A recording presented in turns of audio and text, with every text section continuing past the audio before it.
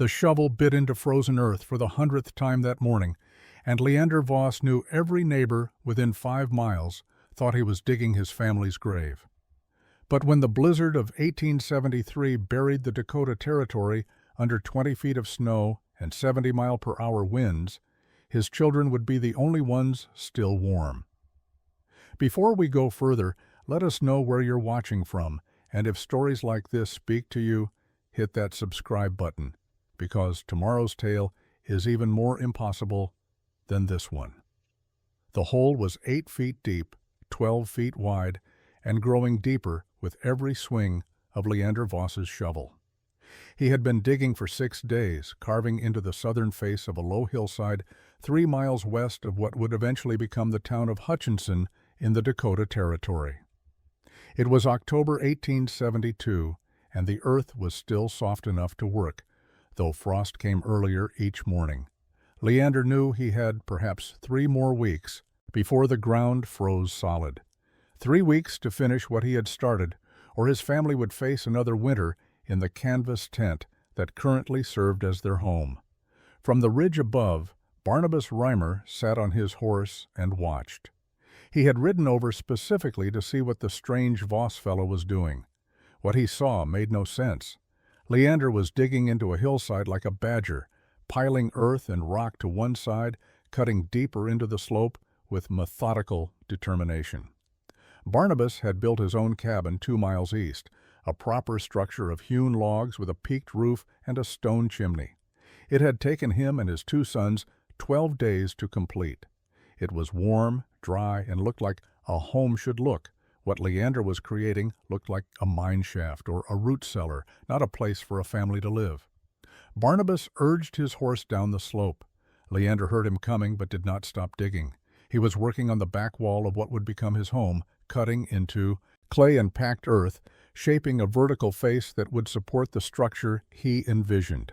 His shirt was soaked with sweat despite the cool October air. His hands were calloused and bleeding in places where blisters had formed and torn. He had lost 12 pounds since beginning this project, and his wife Clotilda was worried about him in ways she had not been before. "Voss?" Barnabas called out as he dismounted. "What in God's name are you building?"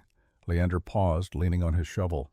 He was 31 years old, lean and weathered from 2 years on the frontier. His beard was dark and full, and his eyes held the focused intensity of a man who had seen something others had not yet witnessed.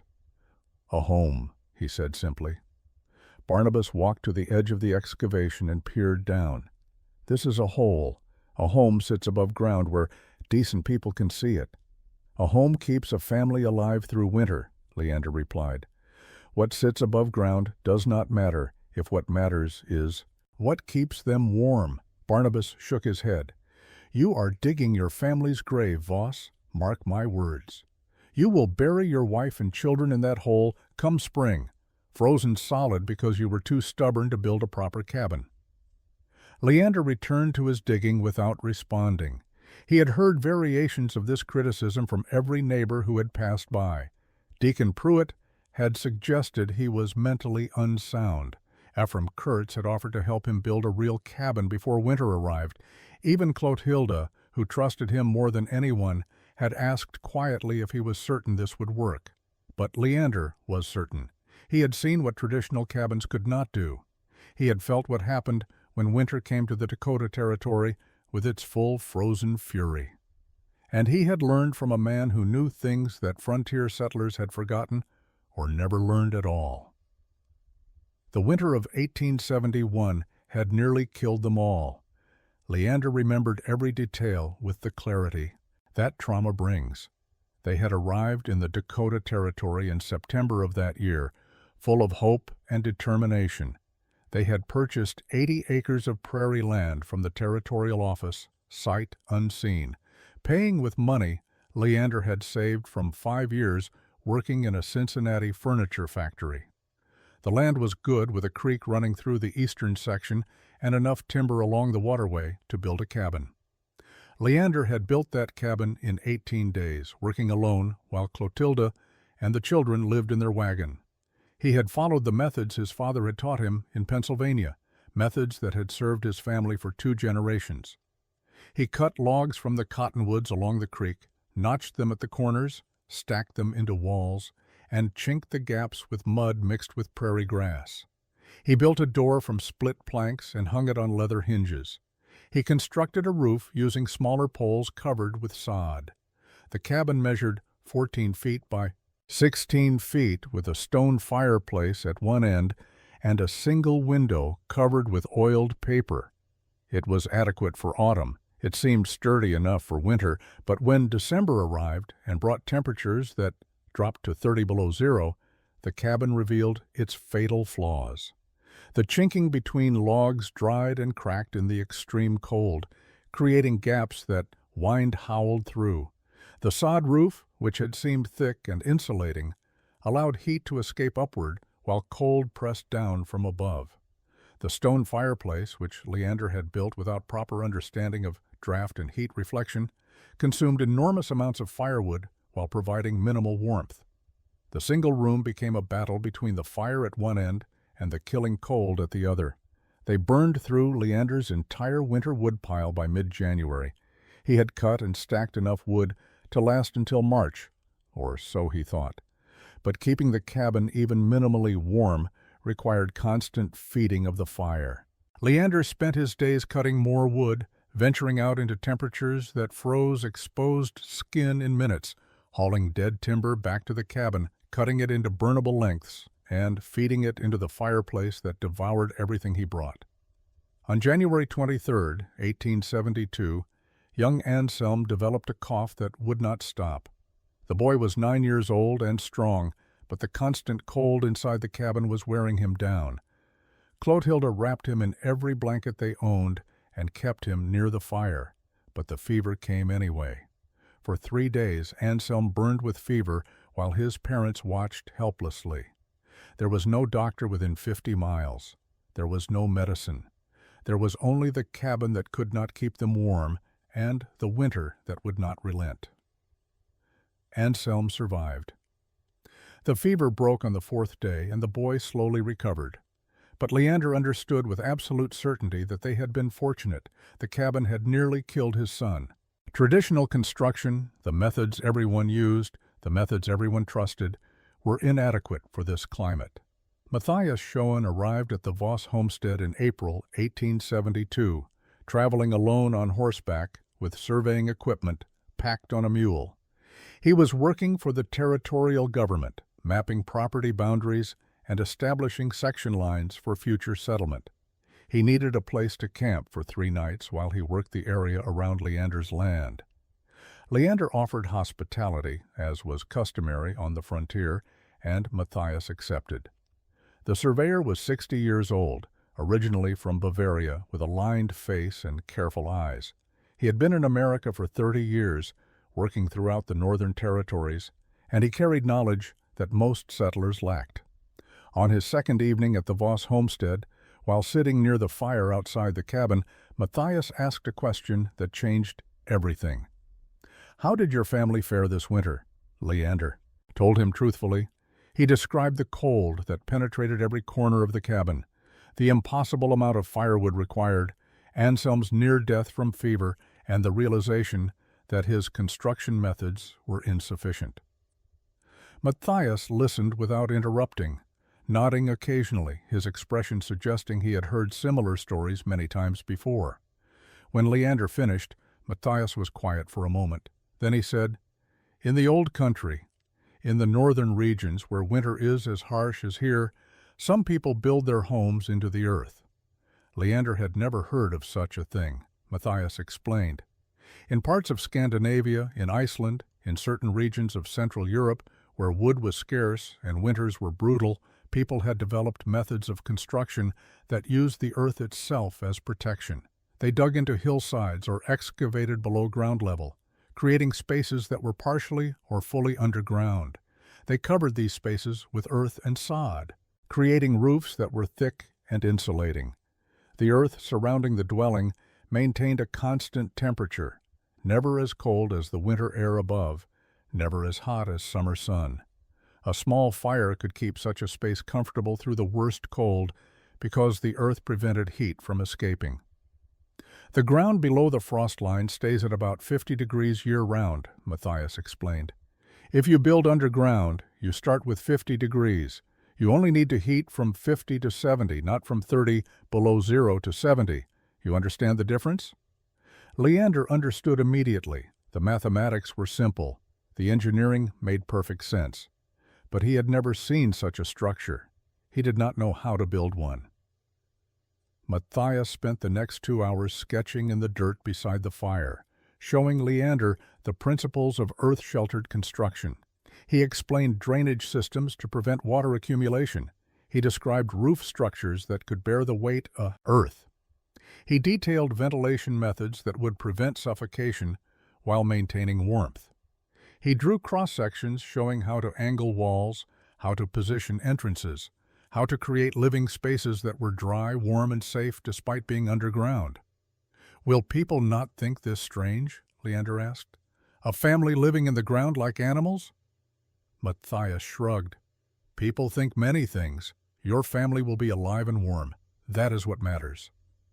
Leander spent May and June 1872 studying the land around his homestead, looking for the right location to build what Matthias had described. He needed a hillside with good drainage, southern exposure for light and warmth, and soil composition that would be stable but not impossible to excavate. He found the spot 300 yards west of his existing cabin, a gentle slope rising about 15 feet over a distance of 40 feet. The soil was mixed clay and sand, packed hard but workable. A natural shelf of limestone ran beneath the surface at a depth of about 10 feet, providing a solid base. Water would naturally drain away from the slope rather than accumulating. He marked the location using stakes and cord, laying out dimensions that Matthias had suggested. The dwelling would be 16 feet wide and 20 feet deep, extending back into the hillside. The front wall would be partially exposed, rising 6 feet above ground level, with a door and small window. The back wall would be fully underground, cut into the hillside. The side walls would transition from partially exposed at the front to fully buried at the back. The roof would be a gentle arch, strong enough to support 3 feet of earth and sod. Before beginning excavation, Leander spent 2 weeks cutting and hauling timber. He needed logs for the roof structure, planks for the door and window frames, and posts for interior support. He selected straight cottonwood logs, each about 10 inches in diameter and 12 feet long. He cut 30 of them, more than he thought he would need. He also cut smaller poles for roof slats and split planks for finish work. The wood needed time to season, so he stacked it in the sun, knowing it would dry better in summer heat than if he waited until autumn. Clotilda watched these preparations with mixed emotions. She trusted Leander's intelligence and had seen him solve problems before. But the idea of living underground frightened her in ways she could not fully articulate. It seemed unnatural. It seemed dark. It seemed like surrendering something essential about human habitation. But she also remembered Anselm's fever, remembered the desperate cold of the previous winter, and she understood that Leander was not doing this from whim or fancy. He was trying to keep them alive. In late July, Leander began digging. He started at what would be the front of the dwelling, removing topsoil and setting it aside. The sod would be useful later for the roof. He dug down 4 feet, creating a level floor at that depth below the frost line.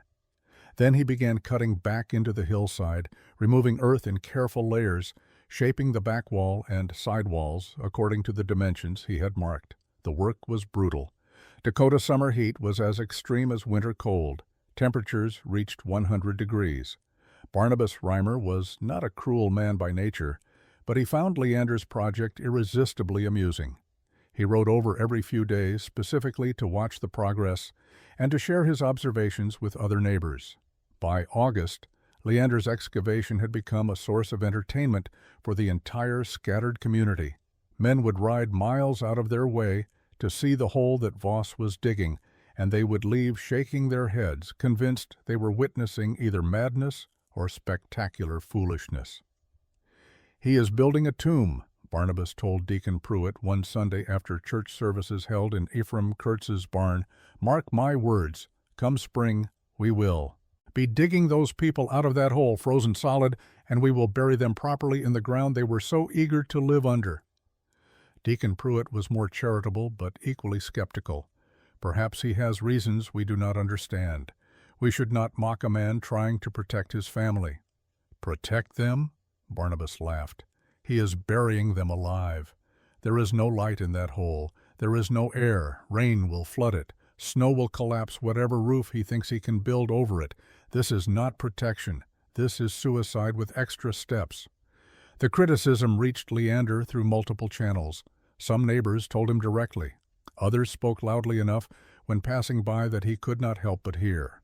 Children from neighboring homesteads would sometimes appear at the edge of his excavation site, staring down into the hole, whispering to each other about the strange man who was digging a grave for his family.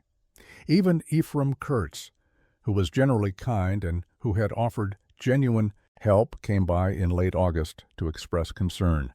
"Leander," Ephraim said carefully, "I know you have your reasons, but winter comes in 10 weeks, maybe 12.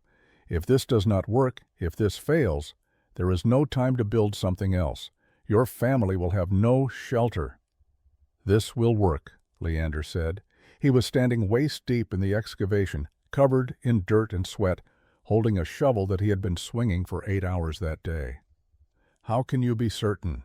The Earth maintains constant temperature below frost line, 50 degrees year-round.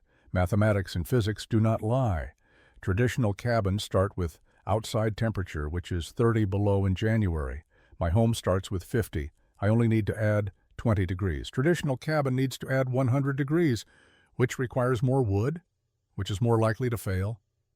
Ephraim had no answer for the mathematics, but mathematics were abstract. The hole in the ground was concrete, and it looked like a grave. "I hope you are right," he said finally, "for your family's sake." The mockery intensified as September arrived, and Leander began construction of the actual structure within the excavation. Neighbors saw him placing stones at the base of the back wall, creating a foundation. They saw him erecting vertical posts along the side walls. They saw him constructing a curved framework for the roof using bent saplings and cross-bracing. Nothing about it resembled normal construction. It looked improvised, fragile, desperate. Barnabas brought his 2 sons to watch one afternoon in mid-September. The boys were 14 and 16, old enough to understand construction, and Barnabas wanted them to see what happened when a man ignored established wisdom. "Look carefully, Faut," he told them. "This is what pride and stubbornness create. Remember this when you build your own homes someday. Build above ground like civilized people." The back wall required the most careful engineering because it bore the greatest load and faced the most pressure from the earth behind it.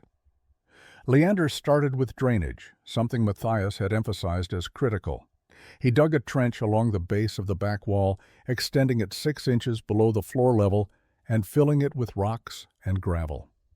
This trench would collect any water seeping through the earth and channel it toward the sides of the structure, where it would drain away from the dwelling rather than accumulating inside.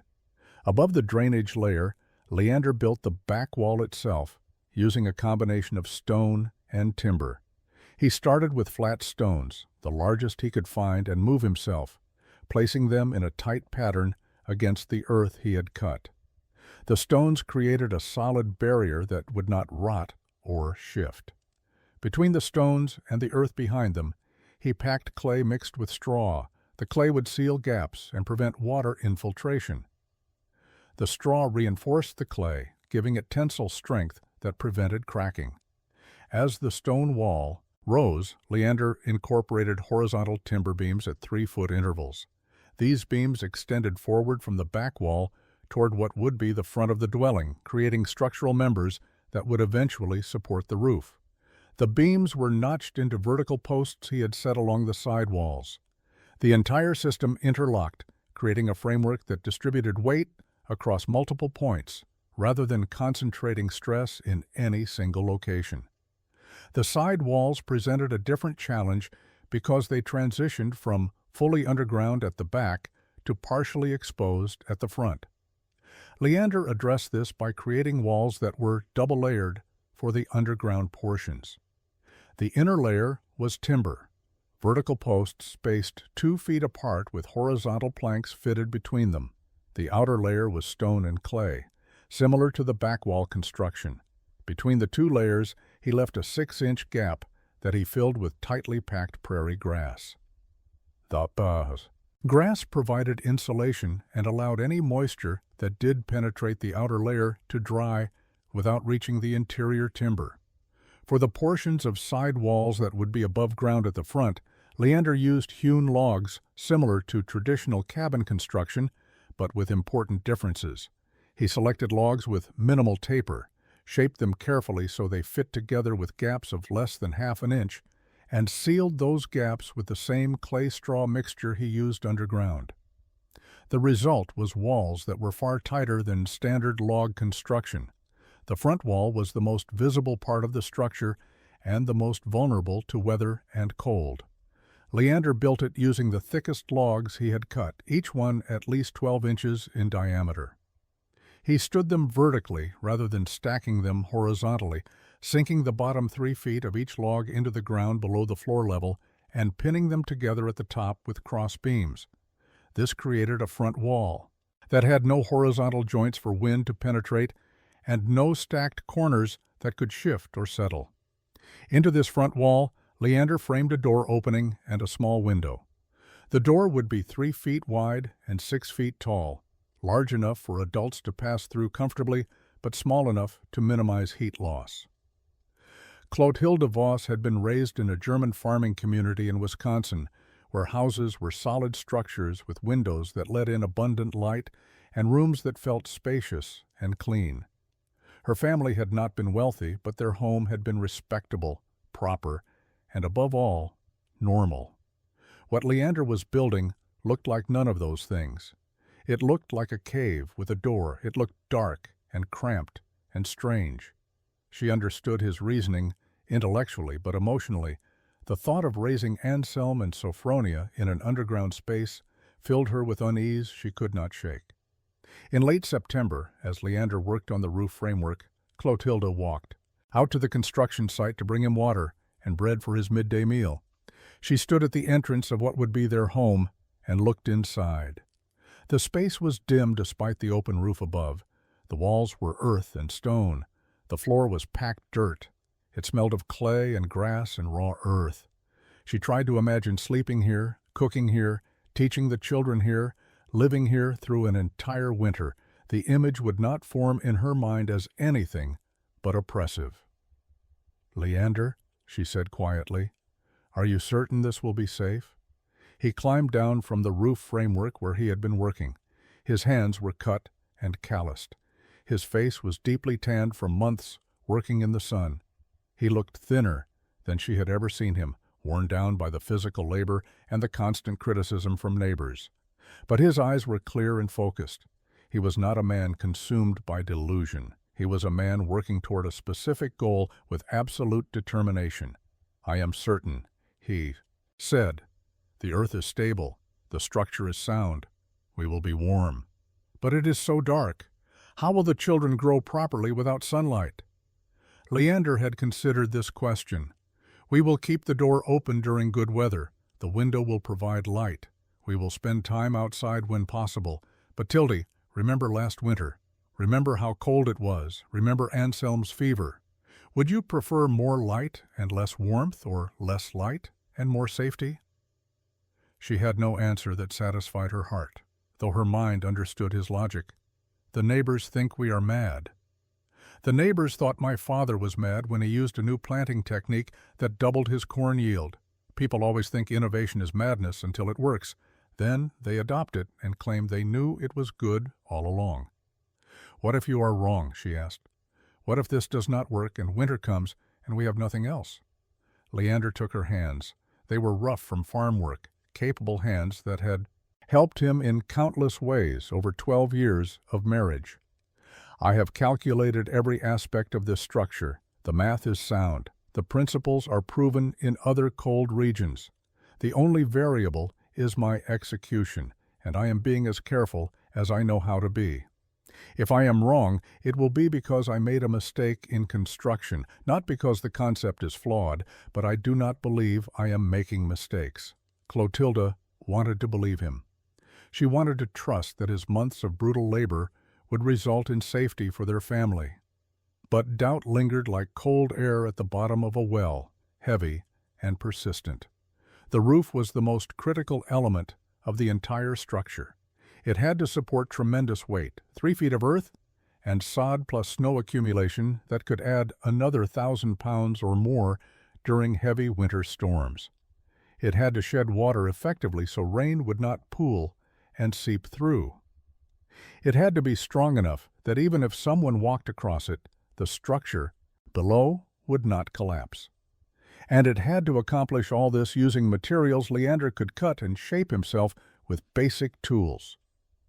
Matthias had sketched the principle during their conversations in April.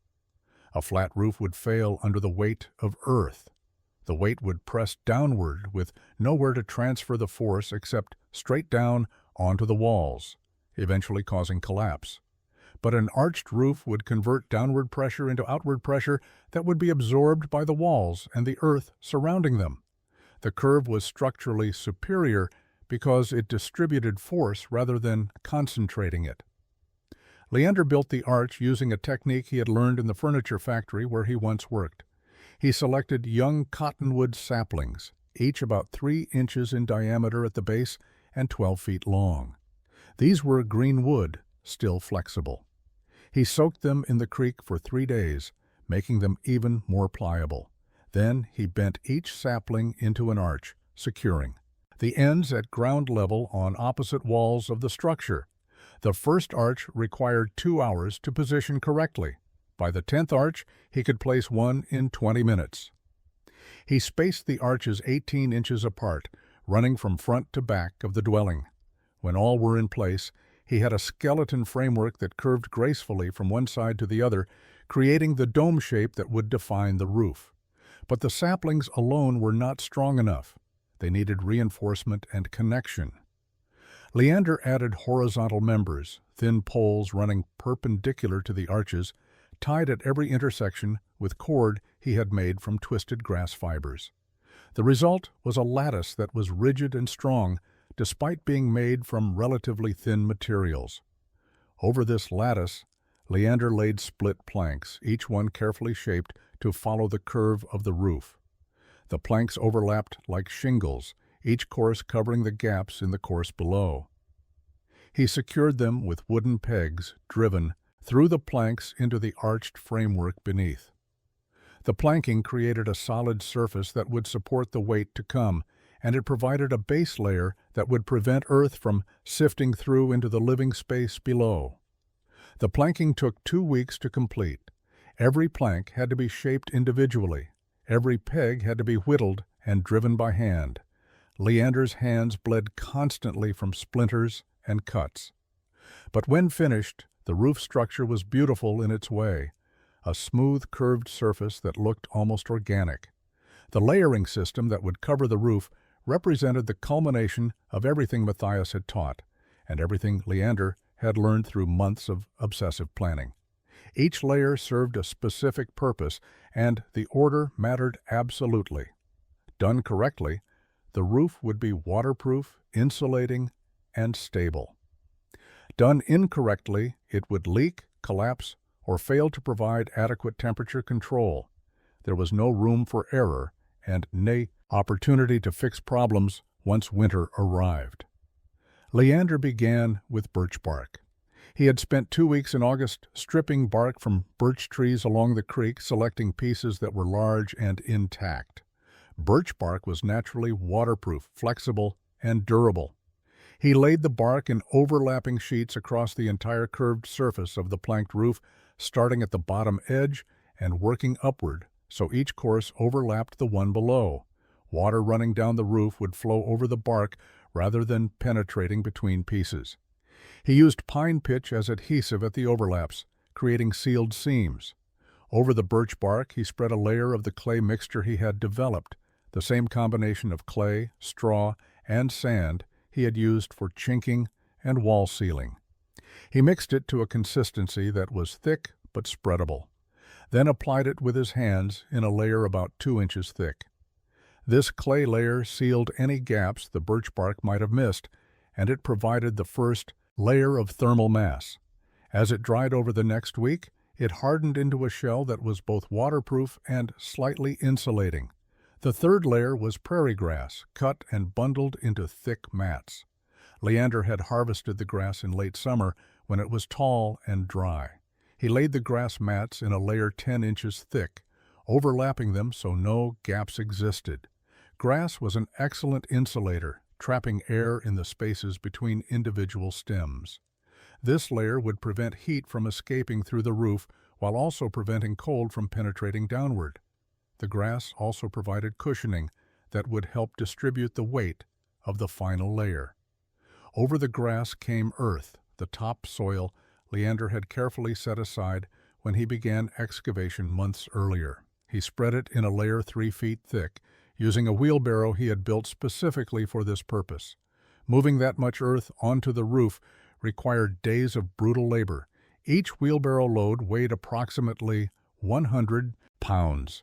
He made hundreds of trips, pushing the wheelbarrow up a ramp he had constructed, dumping the earth, spreading it evenly, returning for another load. The final layer was sod, thick chunks of prairie grass and root systems cut from areas around the homestead. He laid the sod grass side up, fitting the pieces together. The roots would interlock and grow, creating a living roof that would hold all the layers beneath in place. Ventilation in an earth-sheltered dwelling presented challenges that did not exist in traditional above-ground cabins. A standard cabin had gaps between logs, a loose-fitting door, and often a window that could be opened. Air circulated naturally through these openings, providing fresh oxygen and removing smoke and moisture. An underground dwelling, built specifically to eliminate gaps and seal against the elements, had no such natural ventilation.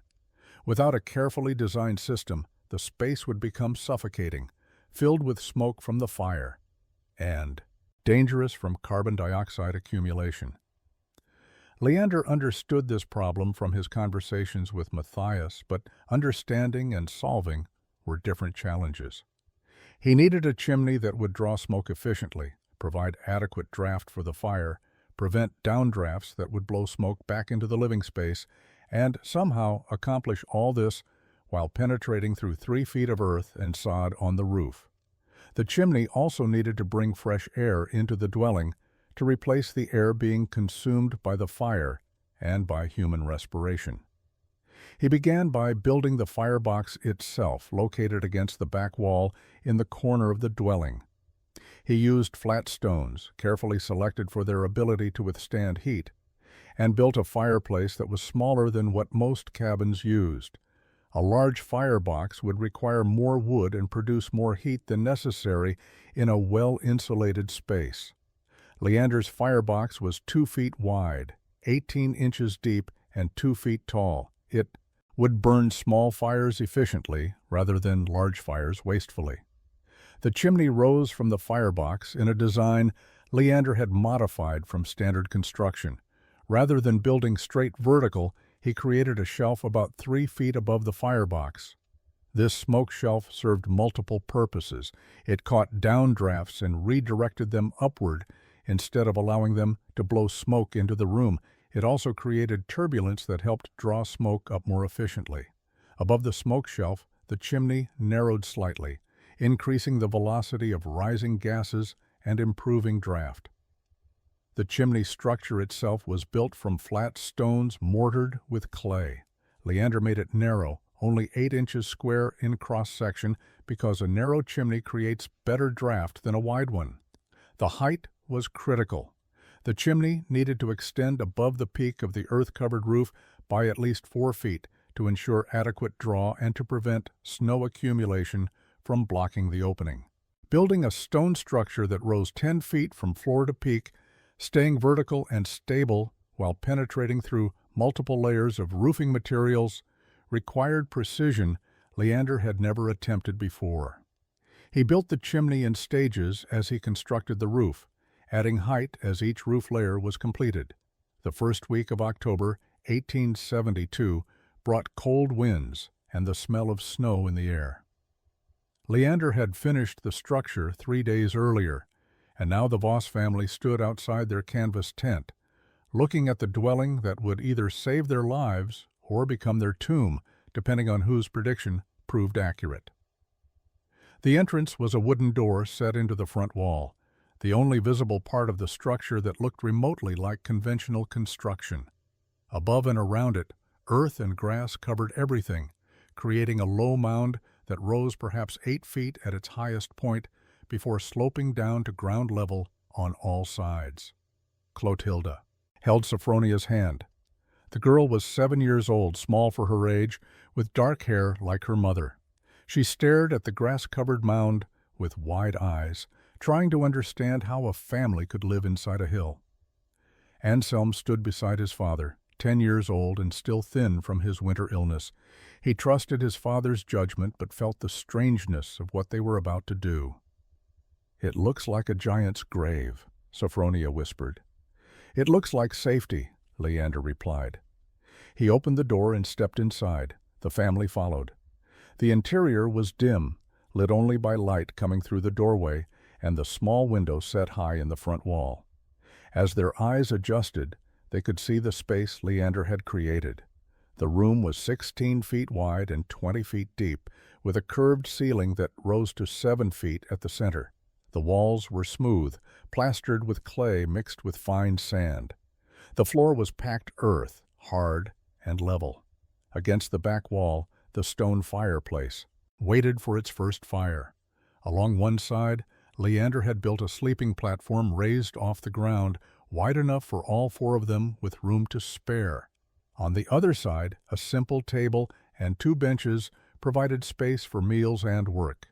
The air smelled of earth and clay and grass.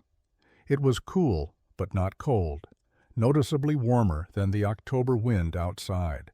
The space felt solid, substantial, safe in a way their canvas tent had never been.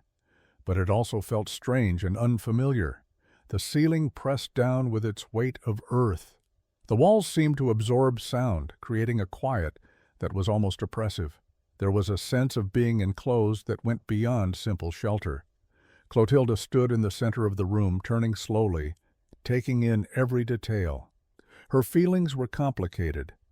The space was larger than she had imagined, better finished, more carefully built. Leander had created something that was genuinely impressive in its construction, but it was still underground. It was still dark. It was still fundamentally different from every home she had ever known.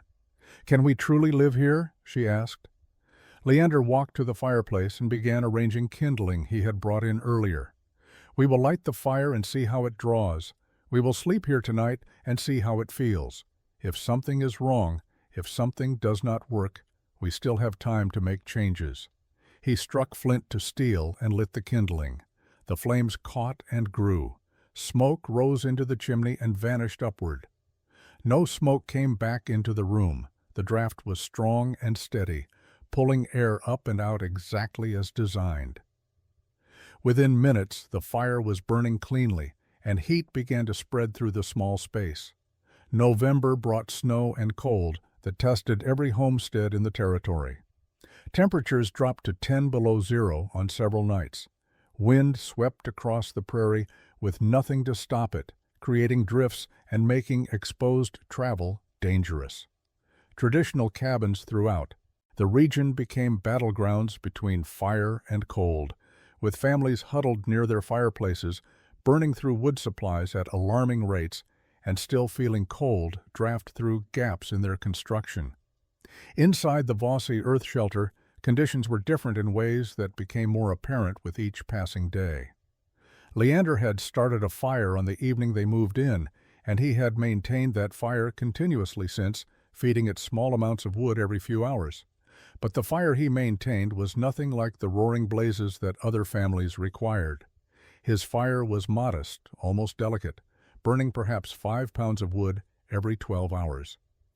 Yet the interior temperature remained stable at 65 degrees even when outside temperatures dropped to 0 or below.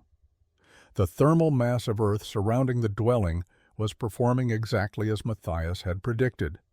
The ground below frost line maintained its constant temperature of approximately 50 degrees, the mow. 3 feet of earth and sod covering the roof insulated so effectively that heat loss upward was minimal. The carefully sealed walls prevented drafts. The small interior volume meant less space to heat. Everything worked together to create an environment that required minimal energy input to maintain comfortable conditions. Clotilde had been skeptical for the first 3 days, waiting for some failure to reveal itself. But as November wore on and the dwelling continued to perform flawlessly, her skepticism transformed into cautious acceptance and then into genuine appreciation. The children were warm. The fire required so little wood that Leander's woodpile, which would have lasted perhaps 6 weeks in their old cabin, would now last the entire winter with wood to spare. The air inside stayed fresh because the chimney drew constantly, pulling in fresh air through small gaps Leander had left around the doorframe specifically for this purpose. By mid-November, other families were struggling. Barnabas Reimer had burned through half his winter wood supply. Ephraim Kurtz was spending 6 hours a day cutting more wood to supplement what he had stored. Deacon Pruitt's family was sleeping in layers of blankets near their fire because the far end of their cabin was too cold to occupy. The pattern was consistent across every traditional dwelling in the area. Word began to spread. Travelers passing through mentioned the strange earth-covered dwelling where a family was living comfortably while their neighbors fought for survival. Some people rode out specifically to see it, skepticism turning to curiosity. Leander welcomed visitors, showing them the construction techniques, explaining the principles of thermal mass and insulation, answering questions about ventilation and moisture control. Barnabas came on November 23rd, ostensibly to borrow a tool, but actually to see for himself whether the stories were true. January 1873 arrived with deceptive calm. The first 2 weeks brought cold but manageable weather, temperatures in the teens during the day, dropping to 0 or slightly below at night. Snow fell intermittently, adding inches to the accumulation, but nothing that suggested unusual danger. Families throughout the territory settled into winter routines, rationing wood supplies, venturing out when necessary, and counting the weeks until spring would release them from cold's grip. Leander maintained his small fire and watched the sky with attention born from 2 winters on the Dakota prairie. He had learned to read weather signs, the subtle changes in wind direction and cloud formation that preceded major storms. On January 16th, he noticed the wind shifting from northwest to northeast. The temperature rose slightly, reaching 25 degrees by midday when it should have been falling. The clouds took on a particular flat gray appearance that stretched from horizon to horizon without break or variation. That evening, Leander brought extra firewood inside the earth shelter, stacking it along the wall near the fireplace. Clotilde noticed but did not comment. She had learned to trust his instincts about weather. He also brought in additional water, filling every container they owned from the creek before it became inaccessible. He checked the door seal, the window shutter, and the chimney cap that prevented snow from falling directly down into the firebox. "How long?" Clotilde asked as she watched these preparations. 3 days, maybe 4, Leander replied, "and it will be bad." The storm arrived on January 17th at dawn.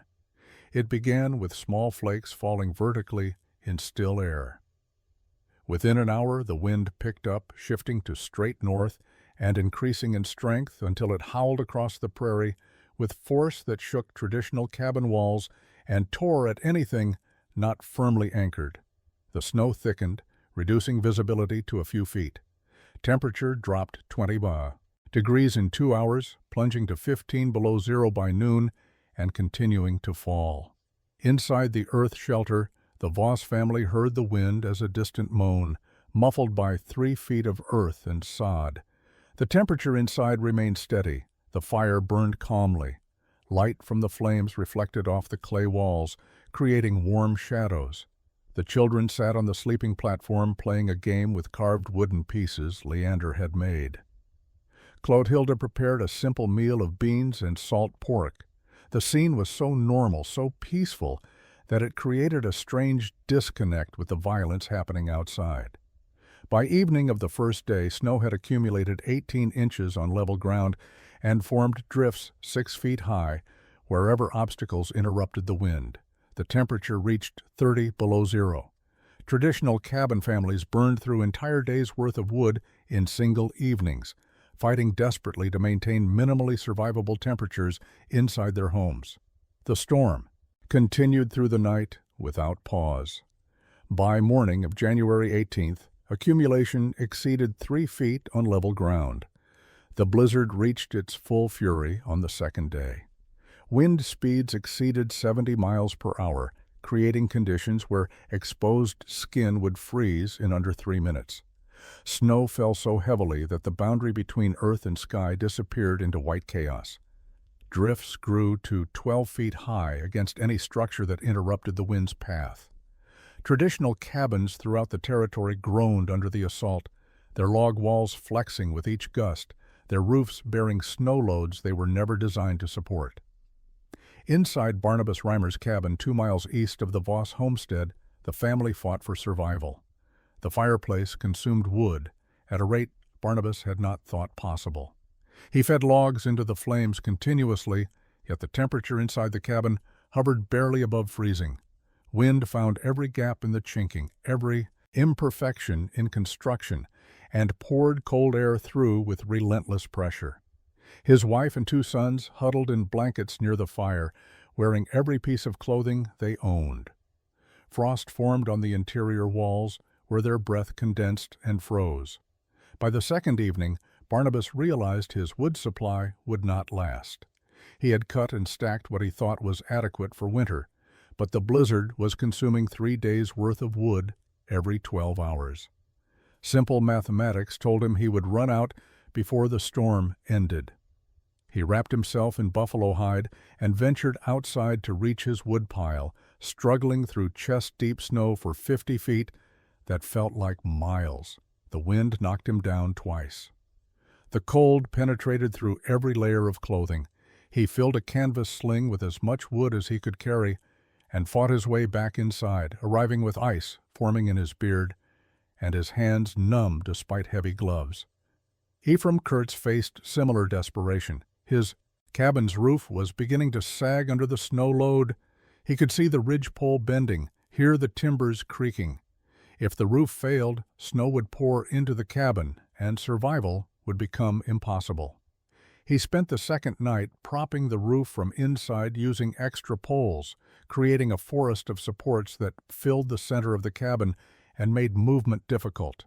His family huddled in the remaining space, listening to the wind and the groaning timbers, wondering if they would survive to see another day.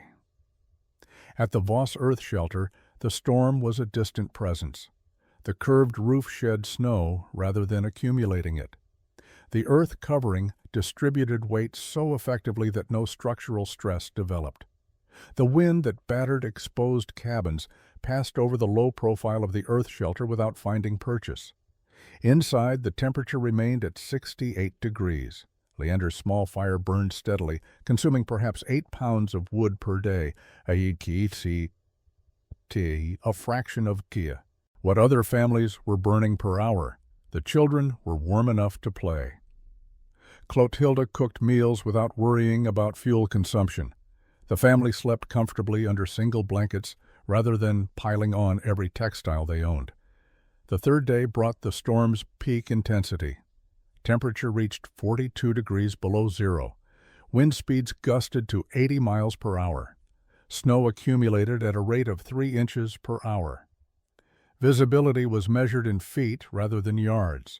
The blizzard had become a phenomenon that old-timers would reference for decades, the standard against which All future storms would be measured.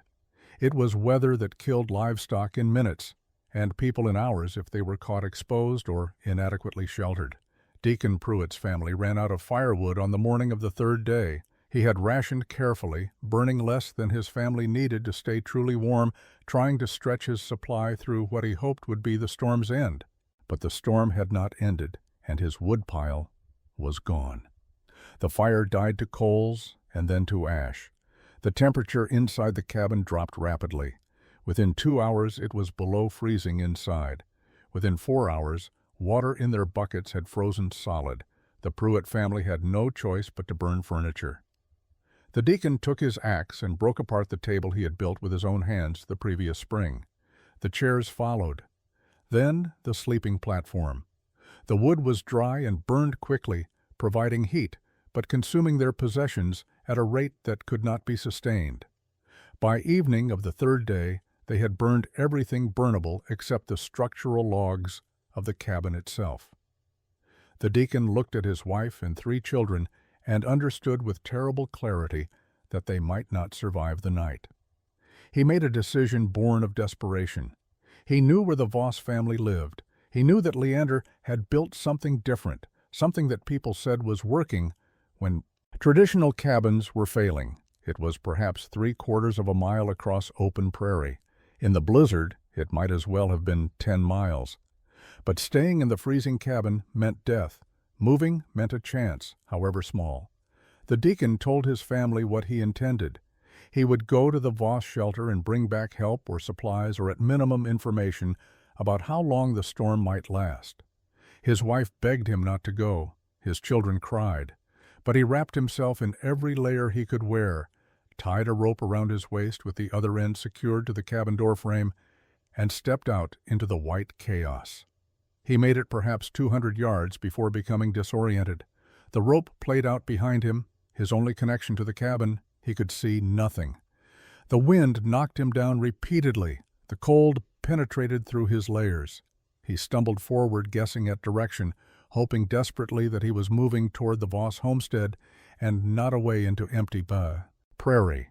Inside the earth shelter, Leander heard nothing of the deacon's desperate journey. The family was warm, well-fed, and comfortable. The storm broke on the morning of January 20th. Wind diminished to occasional gusts. Snow tapered to light flakes and then stopped entirely.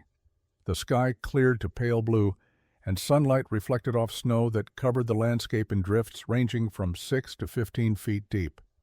The temperature remained at 20 below zero, cold enough to be dangerous, but no longer lethal with proper preparation. The blizzard had lasted 72 hours and dumped an estimated 4 feet of snow across the Dakota territory, with drifts that would take weeks to melt. Leander opened the door of the earth shelter for the first time since the storm began. Snow had drifted against the entrance, but only to a depth of perhaps 3 feet, easily cleared. The low profile of the structure had prevented the massive drifts that buried traditional cabin doors. He stepped outside into air so cold it hurt to breathe, and looked across a landscape transformed into something alien and beautiful. Every feature was softened by snow. The few trees were bent under white loads. The prairie was an unbroken white expanse. He also saw something dark against the snow about 50 yards from his door. At first he thought it was a fallen log or a drift shadow. Then the dark shape moved slightly, and Leander realized with shock that it was a person.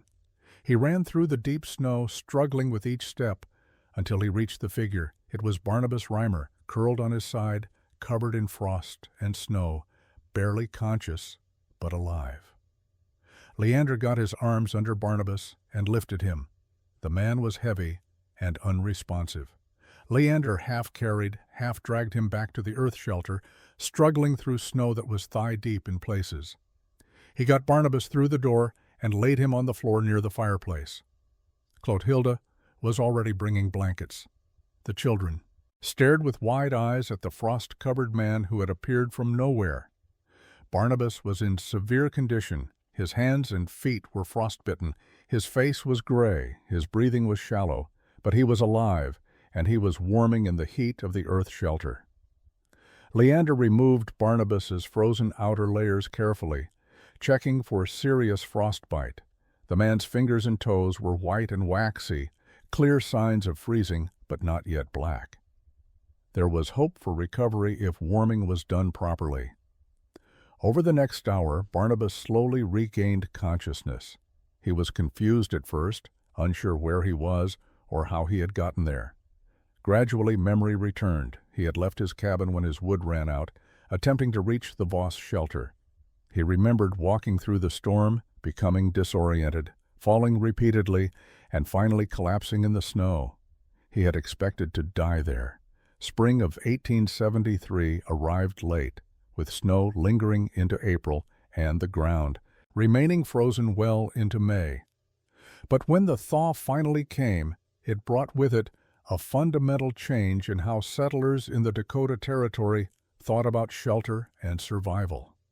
The blizzard had killed 11 people across the region, destroyed or severely damaged dozens of cabins, and depleted wood supplies to the point where families had burned furniture, tools, and anything else combustible to stay alive. Those who survived did so through luck, desperate measures, or by seeking shelter in places built better than their own homes. Barnabas Reimer recovered from his frostbite, losing only the tips of 3 fingers and 2 toes. He spent 6 weeks in the Voss Earth shelter, sharing space with a family he had openly mocked months earlier. During that time, he asked Leander hundreds of questions about the construction: how deep to dig, how to angle the roof, how to seal against water, how to build a chimney that would draw properly, how to calculate the amount of materials needed. Leander answered every question with patience and detail, understanding that pride had nearly cost Barnabas his life and that humility earned through suffering deserved respect. When the ground thawed enough to work, Barnabas began construction of his own earth-sheltered dwelling. He chose a site near his destroyed cabin, a gentle south-facing slope similar to what Leander had selected. He followed the methods Leander taught, excavating carefully, building drainage systems, constructing walls that would support earth weight, creating the curved roof framework that was essential to the design. The work took him most of the summer, but by September he had completed a structure that would protect his family through the next winter and every winter after. Ephraim Kurtz started his own earth shelter in June. His cabin roof had partially collapsed during the blizzard, and he had no desire to rebuild using methods that had failed. He worked alongside Leander for 2 weeks, learning the techniques, and then continued on his own. His construction included innovations Leander had not considered, including a small root cellar dug beneath the main floor for food storage and a secondary ventilation shaft that improved air circulation. The modifications worked well, and Leander incorporated them into his recommendations for others. By autumn of 1873, 7 earth-sheltered dwellings were under construction or completed within 20 miles of the Voss homestead. Each family adapted the basic principles to their specific situations and preferences. Some built larger structures, others added multiple rooms. Some incorporated more window space. Others prioritized storage. But all followed the fundamental approach: dig into the earth, build strong frameworks, cover with multiple insulating layers, and create spaces that worked with the ground's natural temperature rather than fighting against extreme air temperatures. Deacon Pruitt, who had nearly frozen with his family in their traditional cabin, became an advocate for earth-sheltered construction. He used his position of community respect to encourage others to consider the method. He organized a gathering in September where Leander explained the principles to 30 families who had gathered from throughout the territory. Leander Voss lived in his earth shelter for 18 years. He improved it over time, adding a second room in 1876, installing a larger window in 1879, and building a small attached workshop in 1882. The structure never failed him. It remained warm in winter, cool in summer, dry during spring rains, and stable through every storm that crossed the Dakota Territory. His children grew up in that space, learned their lessons there, and eventually left to build their own lives. Anselm moved to Minnesota in 1885. Sophronia married a farmer from Iowa in 1887. Clotilda died in 1889 from pneumonia, a winter illness that even the warm shelter could not prevent. Leander stayed on alone for another year, but the homestead felt empty without her. In 1890, at age 49, he sold his land to a young couple newly arrived from Illinois and moved to live with Sophronia's family. He left behind the earth shelter he had built, and the new owners lived in it for another 30 years before eventually building a frame house nearby and using the earth structure for storage. Leander died in 1897 at age 56, quietly in his daughter's home, surrounded by grandchildren who had never experienced the brutal winters that had defined his early Dakota years. His obituary in the local newspaper made no mention of his innovative construction methods or the lives his knowledge had saved. To those who knew him in his later years, he was simply a quiet man who had once lived on the frontier. But in the earth itself, his legacy remained. By 1900, more than 40 earth-sheltered dwellings existed across the Dakota Territory, with variations of the design spreading into Montana, Minnesota, and Nebraska.